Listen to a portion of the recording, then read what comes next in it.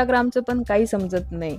ज्या व्हिडिओवर जास्त मी मेहनत करत नाही तो व्हिडिओ एकदम चालून जातो आणि ज्या व्हिडिओवर मी भरपूर मेहनत करून तो व्हिडिओ तयार करते तो व्हिडिओ काहीच चालत नाही. कालच्या व्हिडिओला 10,000 व्ह्यूज क्रॉस झाले आणि ती गोष्ट माझ्यासाठी खरंच मोठी आहे. Thank you Instagram. आता Instagramलाच थँक्यू म्हणणं सुरू करावं लागेल. आणि आमच्या घरी कधी फ्रूट येत नाही आणि जेव्हा कधी फ्रूट येतात तेव्हा एवढे फ्रूट्स येतात की ते 2 दिवसही होतात पण आमच्या दोघीला संपत नाही. आज सकाळी पपई कापली, यशिकाला दिली, यशिका स्कूलमध्ये गेली आणि त्याच्यानंतर 1 ते 1.5 घंटा तूप काढण्याचं आज सगळ्यात मोठं काम कंप्लीट केलं मी. आणि त्याच्यानंतर ही काही पार्सल आली होती.